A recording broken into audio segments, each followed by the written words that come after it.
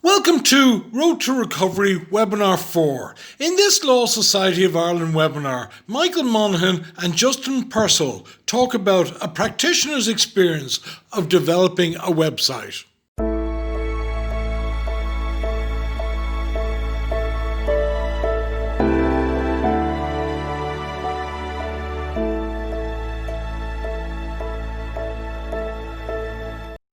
Okay, so you're very welcome, everybody, to this Road to Recovery practitioner experience of developing a website. So it's a great pleasure to have Michael Monaghan from the Law Society Technology Committee. He's going to give us a chat today about his experiences of setting up a website. Well, in running a website, it's one thing to set it up, it's another thing to actually run it. All right. Okay, well, listen, welcome to everybody. Thanks for asking me to come on, Keith and Justin there. And we just have a thing about websites here. We think this is the only way we're going to survive. We're in a town of, or a county of 50,000 people, and there's about 85 plus solicitors. So we said we have to go beyond our boundaries here if we're going to live into the future. I want Justin, you to do a poll when this is going on. I want to know how many people have no website, and I want to see who has a website, but they're kind of embarrassed about it because it's not doing anything for them, right? So if you can do that in the background, I'll just keep going, right? Okay, so we've just launched that poll there for you, Michael. So off it's going, getting a good response. So. Okay, so I'm going to do both options, right? I have no website, I'm not techie, help, times are hard. What am I going to do, Michael? Please help me. I'll take it that one, and I'll go into the one where people have a website, but it's not getting anywhere, and they're slightly embarrassed because they spent money and they're not quite sure what they're going to do with it, Okay, the first thing you need to say is you do need a website in this era that we're in. Sorry, I'm going back to my, those slides are coming up, Justin, are they? Yeah, I think so, yeah. Yeah, okay, well, there you are. So have your website, have your website that works, okay? I think if you don't have a website, I think we're dead in the water in the next 5 years going forward. And look what I have there. If you've been trading or you've been looking online, you run your social life online, you're buying online, you're looking at YouTube. If you answered that you've done all that, why do you not think that clients will search for advice online? And just get that into your head. There's going to have to be a mindset change here as far as lawyers are concerned. Now, I know we didn't get trained in sort of, how to set up websites, but that is, to me, the only way that people are going to survive. Now, that's my opinion. So having said my opinion on that, let me just proceed. So if you have let me see now. Michael, just to interject there, so the poll is coming back in. 84% of the participants over 50 are saying that they have a website, and 16% are saying that they don't. So. Okay, well that's great. Okay, and I didn't ask you to do a poll. Are they happy with their website? Because that maybe you do a poll on that, and let's see what the feedback is. Okay, so let's accept that you do need a website. Now, if you have no website, those people don't have one, and they want to see what the market out there has up in Irish websites. Look at Delia Venables, who's a British, she puts out an internet newsletter, and she has all the Irish websites listed A to a Z, and you'll see exactly what people are doing here. A lot of them tend to be the same. They have the pictures of the forecourts, and they have, we were established in such a time and we have so many degrees. People don't care. The customer or your potential client coming to you doesn't care. They want an answer to a problem, right? So there you are. New business comes from answering simple questions, right? How do I get this done? What happens if this happens? That's what they want. That's the way you get people, right?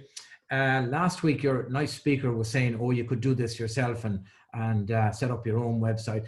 I don't think we'll be able to do that, to be honest. And if you look at the last piece of the slide there, trading online voucher, the LEO offices, right, around the country are giving out money for €2,500 for anybody who can say, I need to get a website, I need to improve my website.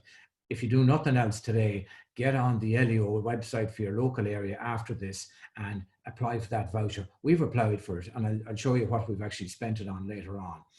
If you're going to... Yeah, so just one point to make there on the vouchers, Michael, that some of the LEOs have run out of funding, but they're awaiting because it's been oversubscribed, but they are awaiting additional funding for that. So it seems to be a very successful program. Yeah, well, it's 2,500 that would actually buy you a website, right? Or if you have one, it'll improve your website.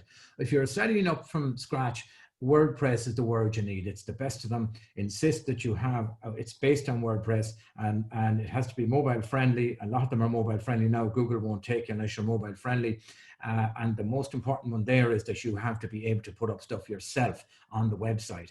Don't have it that you have to go back to the guy who actually set it up for you to put up everything. That's not on in 2020. You have got to have 5 steps to actually put stuff up on your website, because you're going to have to keep it live, which is the next slide. So, yeah, well, that's what I think is the standard website. When you go and look at people's websites, I think, I don't know if anybody gets business off these sites.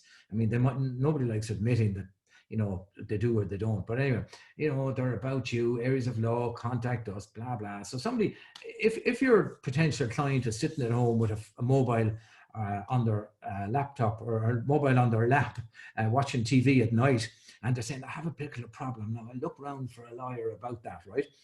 There's nothing there for them in that, right? They need to find someone who can answer a problem. So the site should be about what you can do for them.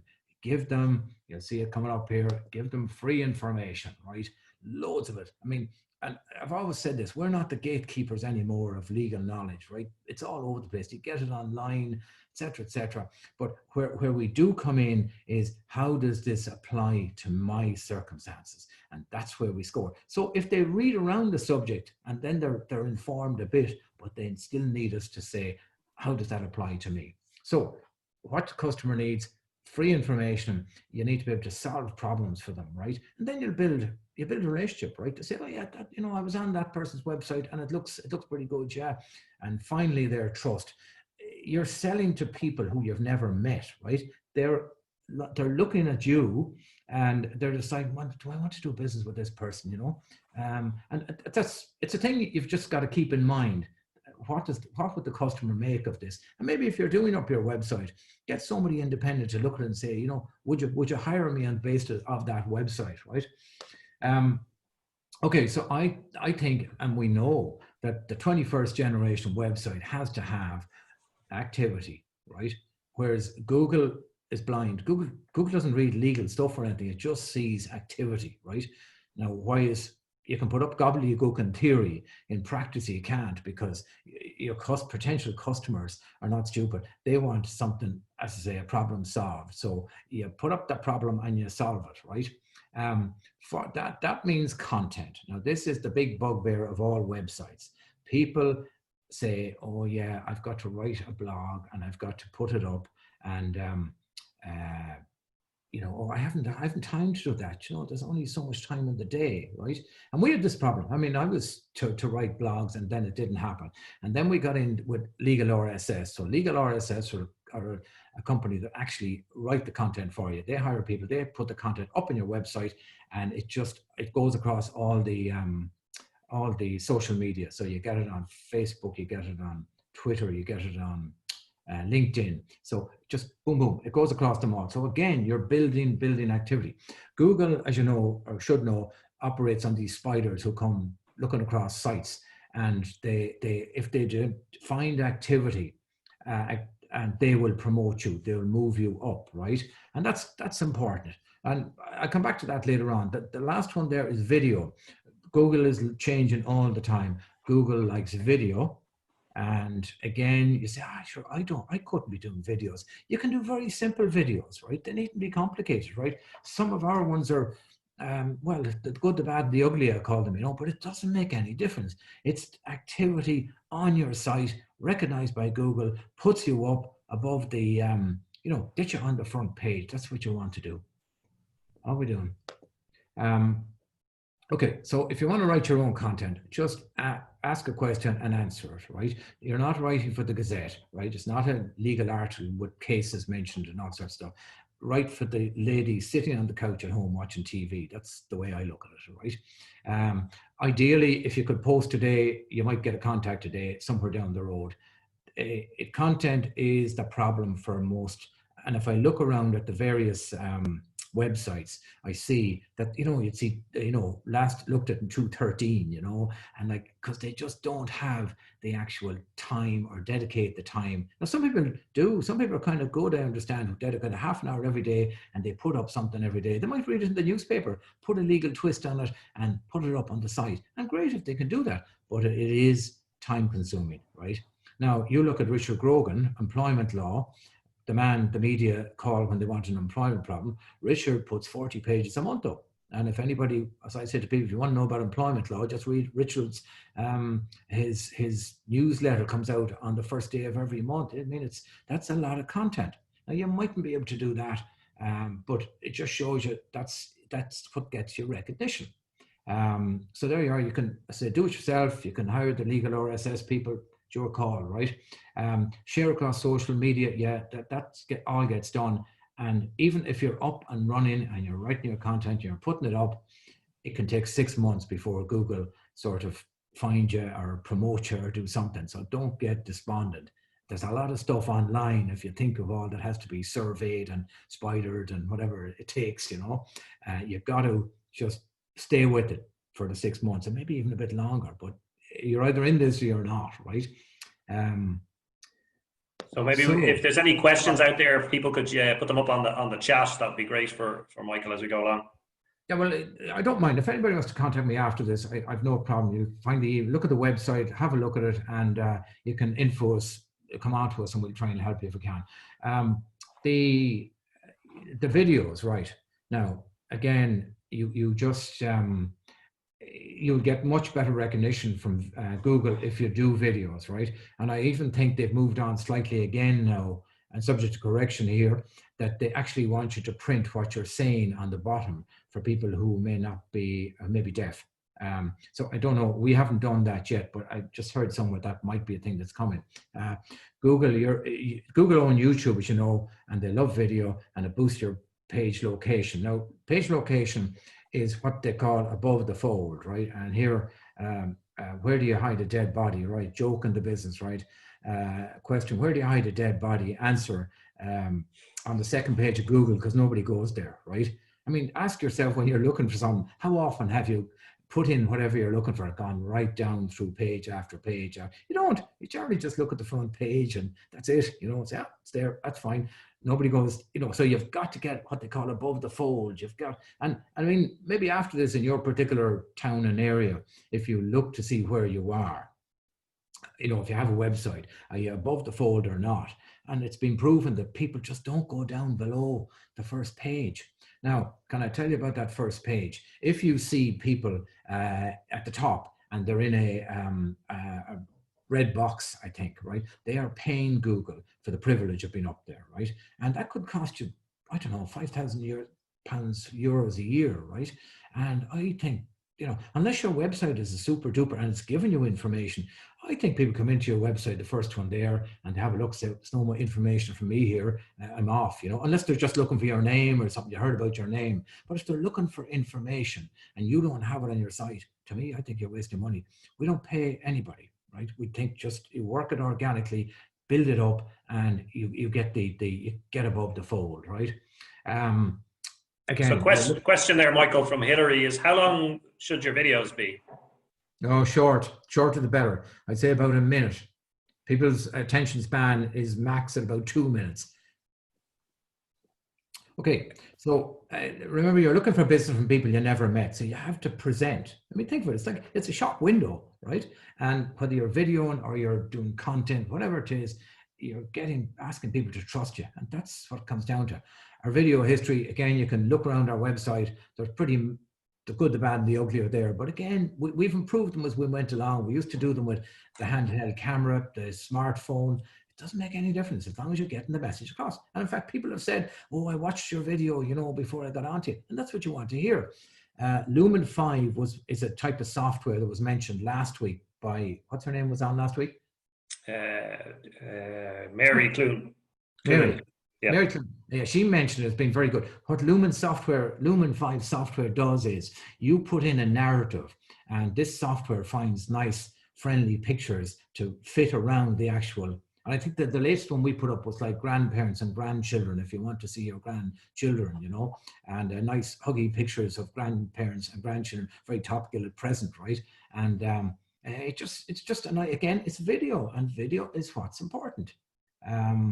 Okay, a couple of stats. Now, I'm told that's a good stat on the left there, although the lines don't seem to be much. They're not heading for the ceiling. But if you look at our page views per month, right, where in January 18, 689, January 19, 2826, and January 23, 284. Now, not every one of those is a signed up client, right? People might bounce in. There could be other solicitors looking at you. There could be, I don't know, Russians or anybody bouncing off you or something like that. But the point is, you're being found. And that is the main thing. Are you being found? And for that, this Google Analytics is very important as well. Can't say I fully understand it, but I know it's there. And if you fiddle around on the Google site, you will find, and you can set that up. So it tells you how you're doing, essentially, who's hitting your site. Now, move on to the next one, which is just a quick one on the stats there, Michael. How often are you looking at your stats? Are you looking at it daily or monthly, or are they vanity stats, or yeah? I know they're there. Let's put it that way. I concentrate on doing the work once it comes in. Yeah. No. Okay. So here is what's hit within that. Here's the detail of it, right? And this is what the market, you've got to listen to what the market is telling you, right? So if the market wants to know 12 things about challenging a will, right? Look, it's 652 people Google that, right? People don't Google, they Google a question generally, right?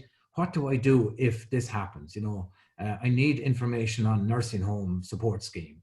I look down there, I want to change a solicitor, right? And I don't know whether that's my spelling or whose spelling, but maybe that's what people type, you know. I want to change a solicitor. I'm executor, what do I do next? You know, powers of attorney, you know.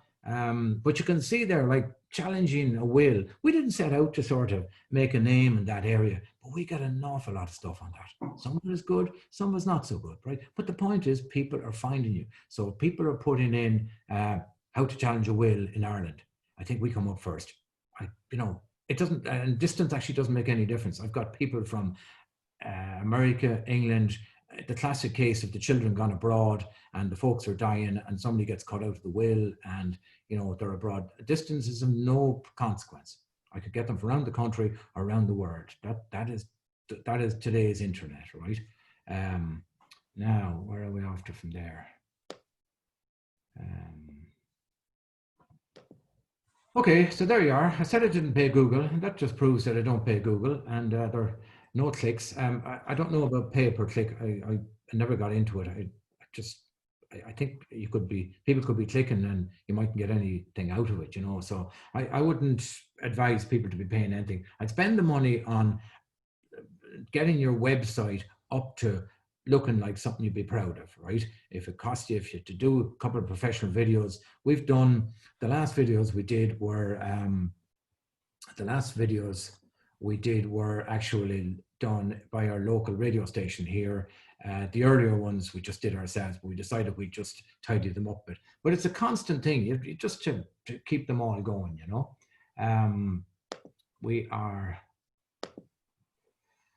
Well, there's two things now. We're making good progress. How are we doing? Milu Chat was a thing we tried out. That is, you know, those little chatbot things you see on people's websites, you know, can I help you today, right? And people, I thought that won't work in Ireland, right? But I'd be surprised again, somebody at home with the laptop on the couch having a query. And we did get queries in and get, you know, I wouldn't say it was a big item, but we did get response from it, right? Now we've taken it off, in fact, because we don't think it's worthwhile enough to have it there, right? And now we've gone for the perfect portal. And I think practitioners should look at this now. There's only one other firm in the country, and if you're listening, you know who you are, who has this. And what Perfect Portal does is, if people are looking for quotes, say for a property purchase, and again, you know, people would ring up and say, I want you to quote for a price. And we would put it down and we'd send an email back, right? And we mightn't hear something, right?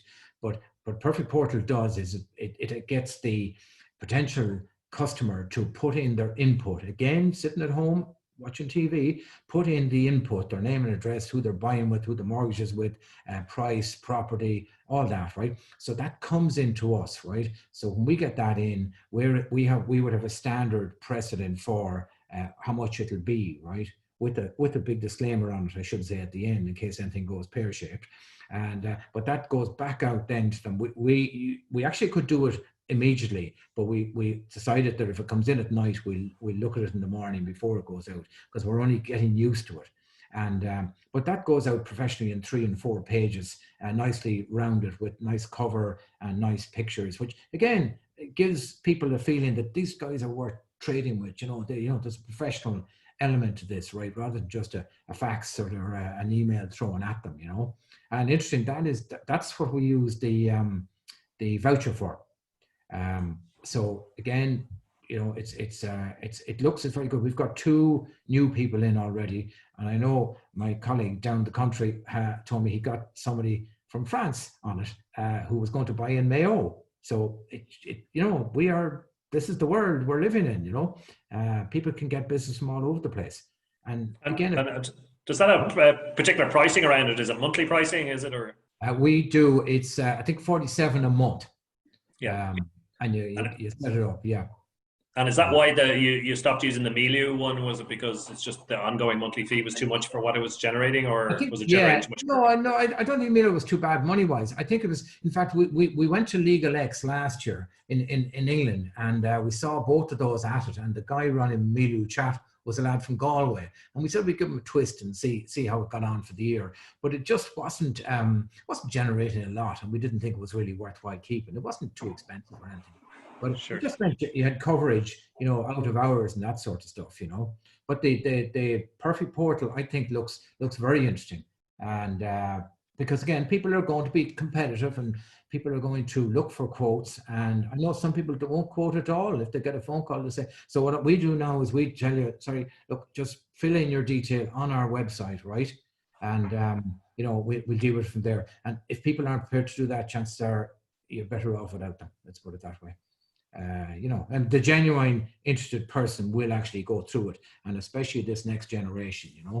And speaking of the next generation, last weekend, a wonderful quote about Generation Z, just when you thought you got Generation X out of the way. Generation Z are cocksure and intuitively digital. So look at the next generation. They're going to, everything is just going to be online for them. They're shopping online, their social life is online. We've got to be online. We just got to, wise up to this. So there's a poll there, Michael, of how often people are updating their website, and so it disappointingly looks like not very often. And a lot of people didn't fill out the poll as well. So there you go. So a question there from Michelle is: who's the in-house talent you were talking about? Is it you don't do the website yourself, updating it? Is it a member of the team or a junior solicitor? Or no. In fact, come back to junior solicitor there. What has been found here is that the dad of the firm or the lady of the firm, is on a few years, maybe is not that interested. It's the next generation are the people who are motivated. And even if you don't have a next generation, right, you might find that one of the assistants, not necessarily a solicitor, it might be Mary on the front desk, right, who's actually got a bit of an aptitude for technology. And maybe this is Mary, this is your project. We're going to run this together. You're going to do it. Get stuck into it. We're going to do a great website. I'm a great believer in outsource, right? I'm about to outsource the phone calls coming into the office coming in now, because again, it can be done, to stop phone calls. Nobody can afford to pay somebody to answer phones anymore. So therefore, anybody who's here has to be thinking, let's put it that way, and working rather than just transferring phone calls. And we've got to get moving with the technology. It is there in other businesses, and it's going to come into ours as soon as eggs is eggs. So there's a quote there from, or a comment there from Michelle about, is anyone using the Get a Quote service from the Law Society? Have you used that, Michael, at all? Is it useful? There's a place on the website where I would think that if you were buying a house, I think, would you go to the Law Society to sort of look for some information? I think you just go scanning online to see what you can do. Now, on the other hand, if the Law Society had some software which they, you know, made available to people, right? And said, there you are, you can put that up on your website, right? And see what the story is. Somebody didn't even know it was there. Yeah. So okay, well, maybe there's a bit of work from our end to make that more user friendly and make more people aware of that. So if yeah, it is a fairly full-time job to get keep it moving and to keep it just keep ahead of the posse. But it pays dividends. You know, I don't worry about the future. I can see stuff. You know, stuff comes in if I can have it. Sometimes I got something that lady I got from Holland. I think I said, here, I don't want to be involved in buying that. It was out of my county. And I said, here, I'll send it over to somebody else in Mayo to deal with it, you know. So, you know, you can pick and choose, which is nice, and you're getting stuff. You know, you're getting new business through the site. And how about there's a comment there around the radio ads? Is the recent Law Society radio ads, have they improved your business at all? Or no, I don't know. I mean, they're probably nice, but I can't say I have any. Yeah. You know, nobody's rushed in the door because they heard an ad on the radio. No. Yeah. The market. The market is quite sophisticated, in my opinion, right? I see there's Neil Butler. Hi, Neil. All the web builders are the same, big variation in skills, knowledge. Sorry, you're right, Neil. What we should be saying is that you want to get somebody who built a previous legal site. In other words, if you go to a web designer and they have all sorts of notions about style and all sorts of stuff, right? It might be what you want at all. Now, sorry, an even cheaper version if you want to. I'm reliably told that if you have a very good LinkedIn profile, you could develop that and get people to join up and that sort of stuff, right? You might need a website at all, but I think for country practice and small firms, you know, LinkedIn is a business orientated site, whereas I think we're after the private client mainly around the town, right? Around the country, around the world, anywhere. There's a survey. I better take that out of the way. Yeah, we're just trying to get some feedback there. If people would give us feedback on today's session to help us plan for going forward. So, Michael, in summary, then we're coming to the end of the call now. So, many thanks. Down further. So, do you want to go through your summary there for a second? But I had a query, like where should they start? Like, I don't know where. Like, it looks like there's not the people who are on the call aren't using websites, and so what should they start first? Like, and how do they get this process going? Okay. If you haven't got most people have a website. And I suspect most people, the website's out of date, and I would suggest that they get somebody to write their content, right? And as I said there, then once you have content coming up, they have to Google Analytics to see how you're going. Well, what pages are being hit, you know? Decide what your area of practice is. You might be doing a particular type of practice. Like I don't do crime, right? So if anybody's out there doing crime, I don't know whether, you know, you want to put up stuff on crime. We just do fairly straightforward stuff, you know. We put up topics on that, right? But it is a mindset change, that it's not something, maybe it's just a new interest take up for the later part of the year and say, I have to get this thing right. And then there's a sweet satisfaction when you actually get in a new business, you know, when you actually say to somebody, did you come in through our website? And they say you did, right? That's great, because it means it's working. And there you are. Google, I'm told, is regional, surprisingly enough, right? So if you're keep going, you'll find that Google will put you up first in your area, and that's really what you want as well, right? So it like all things, you know, it takes a bit of work. I'm going to say sweeten the pill on that one. It does take work. If you're not prepared to do it, then there's somebody else in the office prepared to do it, right? Just to monitor it, to take an interest in it, and to say, right, we have to get this website working. You know, we need it. We, you know, don't know how the rest of the year is going to be, and we just need to get it up and running. So, Michael, a big thanks for joining the call today. I think it was really useful, really practical advice. So, thank you very much. I really appreciate your insights. Thanks to everybody. Next week, we've got Neil Butler, who's going to talk to us about exploiting new technologies. So, some of those things that you referred to today about the tricks and tips about reducing the amount of effort in doing the business and reducing costs. And then the following week, we've Anne O'Connell who's going to talk to us about post-COVID-19 employment issues. So if you have any queries or questions, you can send them in to myself or Michael said he would accept your emails. So Michael at, just go to the website, it'll come through to me, it'll be fine. Yeah, so I've just stuck up your details there. If you have any queries for myself and a small practice executive here at the Law Society, give us a call. If you have any tips or tricks or thoughts on the matter. But thanks very much, everybody, and we'll see you next week. Slán. Thanks, Justin. Thanks, everybody.